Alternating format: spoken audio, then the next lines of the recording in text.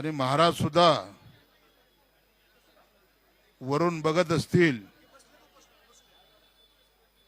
की आज ही देशाला स्वातंत्र्य मिळाल्यानंतर आज 78 वर्ष झाली।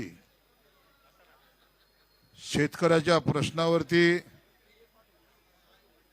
ही जी सरकारने आणलेली फसवी कर्जमाफी आहे, या फसव्या कर्जमाफीचं विश्लेषण रोहितदादा पवार साहेबांनी अत्यंत व्यवस्थितपणे आपल्या समोर मांडलं। 20 तारखेला महाराष्ट्राच्या विधानसभेचं अधिवेशन आहे, तिथं सुद्धा आम्ही रोहितदादा पवारांच्या नेतृत्वाखाली सरकारला सुळकी पुळं करून सोडल्याशिवाय राहणार नाही। बांधवांनो,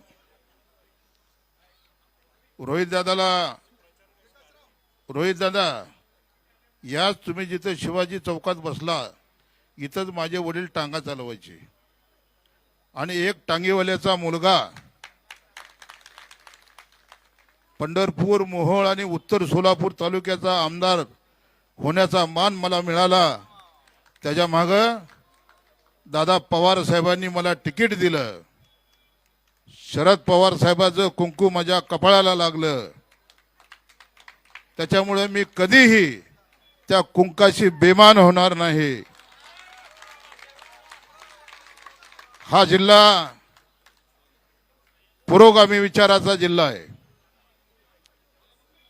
या जिल्ह्यामधून महाविकास आघाडीचे दादा रोहितदादा, महाविकास आघाडीचे 11 पैकी 6 आमदार हे पवार साहेबांच्या विचाराचे निवडून आले।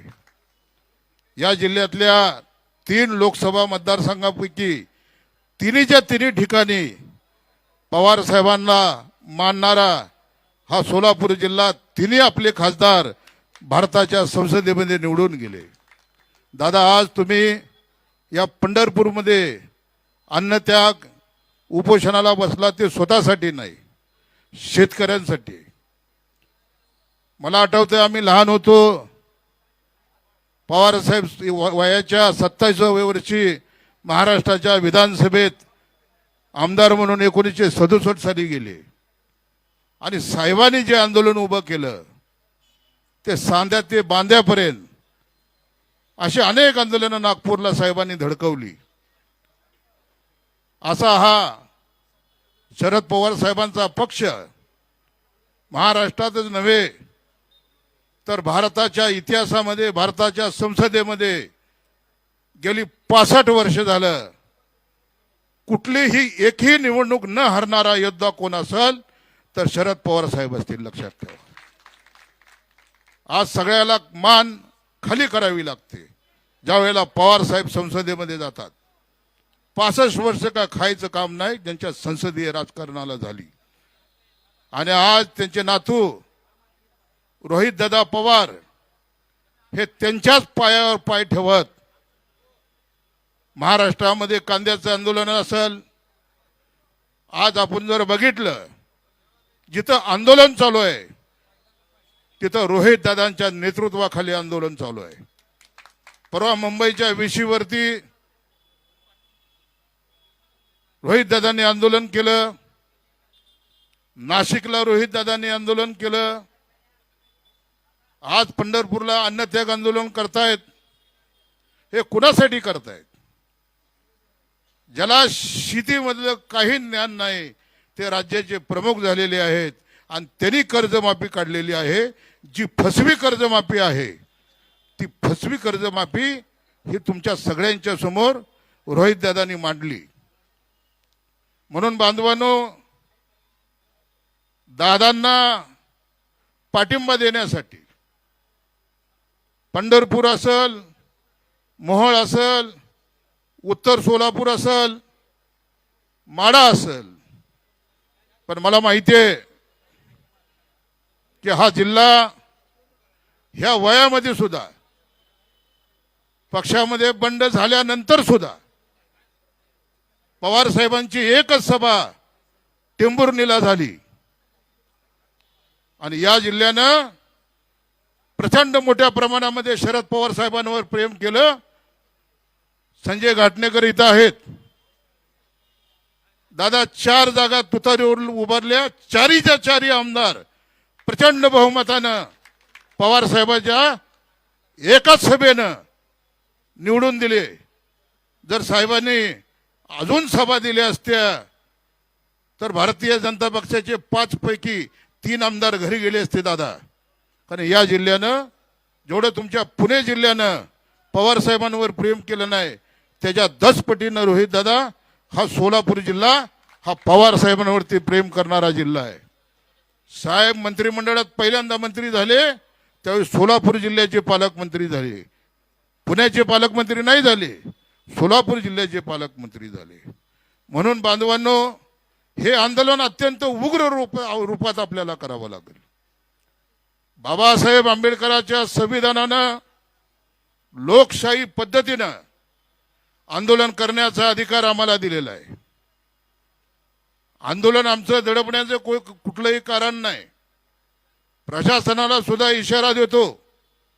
आमच्या हातामध्ये बाबासाहेब आंबेडकरांचं संविधान आहे आणि संविधानाप्रमाणे रोहित दादा त्यांच्याबरोबर आम्ही या आंदोलनामध्ये अन्नत्याग आंदोलनामध्ये सहभागी आहोत. चुकून सुद्धा गडबड करण्याचा प्रयत्न करू नका, नाही तर गाठ आमच्याशी एवढं लक्षात ठेवा. शेतकऱ्यांसाठी हे आंदोलन आहे, बळीराजासाठी हे आंदोलन आहे. भारत हा कृषी प्रधान देश आहे. भारत हा 70% शेतकरी हे भारतामध्ये शेतीवरती अवलंबून आहे. त्याच्यामुळे शेतकऱ्याला डवसायसाठी तुम्ही मागे लागू नका. लाईटीची प्रश्नामध्ये अभिजिताबा तुम्ही बोलला बरोबर आहे. सरकारकडे लाईटच नाही. परळीचं औष्णिक केंद्र बंद पडलेलं आहे. कोयना धरणामधलं विद्युत प्रकल्प बंद पडलेला आहे आणि त्याच्यामुळे सरकारकडे लाईट नाही. पण सरकार हे मान्य करायला तयार नाही की आमच्याकडे लाईट नाही. म्हणून 8 तास, नंतर 6 तास, नंतर 4 तास, नंतर 2 तासावर आलेली आहे. या सोलापूर जिल्ह्यामध्ये 3 वेळेला दादा प्रचंड मोठ्या प्रमाणामध्ये पूर आला. माझा मोहोळ तालुक्यामध्ये तर 100 वर्षात पूर आला नाही असा पूर आला. गावाच्या गावं वाहून गेली. 40 ते 50 गावं पुराखाली गेलेली होती. आणि मी आमदार होऊन दादा 1 वर्ष झालं होतं. त्याच्यामुळं पुरामध्ये शेतकरी उद्ध्वस्त झालाय. अवकाळी पाऊस आला त्याच्यामध्ये शेतकरी उद्ध्वस्त झालाय. या राज्याचं विद्युत धोरण आपण दादा होता सभागृहामध्ये, या राज्याचे ऊर्जा मंत्री काय सांगत होते की महाराष्ट्र लखलखलाय. और कुठं लखलखलाय महाराष्ट्र? महाराष्ट्र तर अंधारामध्ये आहे. गावाच्या गावं अंधारात आहेत. इंग्रजांनी सुद्धा आमच्यावर एवढा जुलूम केला नव्हता. एवढा जुलूम हे सरकार आज गावागावावर ग्रामीण भागावर करतंय. इंग्रजाच्या काळात लाईट मिळाली, पण या सरकारमध्ये आज काय अवस्था आहे याचा विचार तुम्हाला आम्हाला करावा लागेल. रात्रभर शेतीला विद्युत नाही, लाईट नाही, घरामध्ये लाईट नाही. दादा 6 ते रात्री 11 वाजता लाईट बंद. आमच्या आया बहिणीने कधी स्वयंपाक करायचा? शेतकऱ्यांनी कधी कडबा कुट्टी करायची? धारा कधी काढायच्या? लहान मुलांनी पदवीधर पर्यंत शिक्षण घेणाऱ्या मुलांनी अभ्यास कसा करायचा? आमच्या मुलीने अभ्यास कसा करायचा? तर हे सरकार म्हणते आमच्या आया बहिणीला की अंधारात स्वयंपाक करा, अंधारात धारा काढा, अंधारात डेअरीला दूध वाढा, अंधारात कंदील लावून अभ्यास करा. म्हणजे आपण कुठे गेलो? 1947 पारतंत्र्यामध्ये गेलो. ही परिस्थिती आहे. म्हणजे याही गोष्टीचा विचार शेतकऱ्यांनी केला पाहिजे. निवडणुका आल्यानंतर ना शेतकऱ्यासाठी लढणारा हे पवार परिवार साहेब देशाचे कृषी मंत्री होते. तुम्हाला आठवत असेल, सरसकट शेतकऱ्यांची कर्जमाफी साहेबांनी केली. कारण शेतीबद्दलचा जाण असणारा हा महाराष्ट्राचा जाणता राजा देशाच्या पार्लमेंटमध्ये केंद्रीय मंत्रिमंडळामध्ये अन्न नागरी पुरवठा मंत्री होता. आणि मनमोहन सिंग साहेब अर्थतज्ञ या देशाचे प्रधानमंत्री होते. त्यांना पटवून सांगितलं की शेतकरी जर वाचला तर हे देश हे राज्य वाचतील.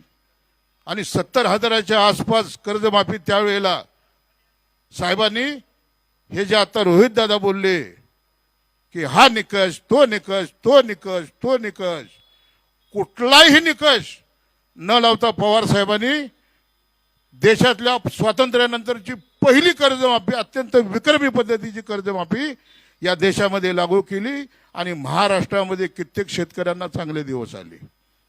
म्हणून बांधवांनो, मी पंढरपूर, मोहोळ, उत्तर सोलापूर या 3 तालुक्याचा आमदार आहे.